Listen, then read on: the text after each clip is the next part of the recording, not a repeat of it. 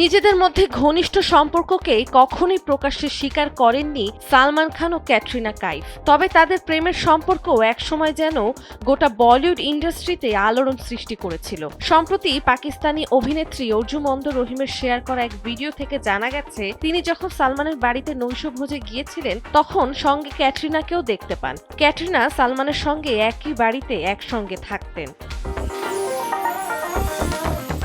অর্জুমন্দ রহিম ভিডিওতে বলেন, সালমান ও ক্যাটরিনার আচরণ ছিল খুবই স্বাভাবিক ও বন্ধু ভাবাপন্ন। তারা একে অপরকে সাহায্য করতেন এবং সব সময় সম্মান দেখাতেন। তাদের বন্ধুত্ব ছিল ঘনিষ্ঠ, আন্তরিক এবং একে অপরের প্রতি বিশ্বাস ও শ্রদ্ধায় ভরা। অর্জুমন্দ আরও জানিয়েছেন, সালমানের সঙ্গে আলাপের পর তিনি তার ব্যক্তিত্বের প্রশংসা করতে বাধ্য হয়েছেন।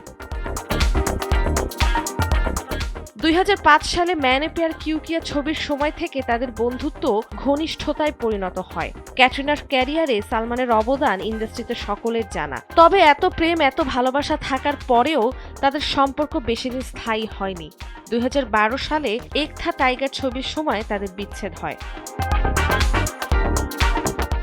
বিচ্ছেদের পর ক্যাটরিনা রণবীর কাপুরের সঙ্গে সম্পর্কে জড়ান, তবে সেই সম্পর্ক দীর্ঘস্থায়ী হয়নি। দীর্ঘ সময় একা থাকার পর ক্যাটের জীবনে আসে ভিকি কৌশল। ভিকির সঙ্গে তার প্রেম বিয়ের মাধ্যমে পূর্ণতা পায়। বর্তমানে ক্যাটরিনা ভিকির সঙ্গে সুখী দাম্পত্য জীবন কাটাচ্ছেন এবং তাদের ঘরে একজন পুত্র সন্তানও রয়েছে। অপরদিকে সালমান খান এখনও নিঃসঙ্গ জীবন কাটাচ্ছেন। নন্দিনী আহসান, সময়ের আলো।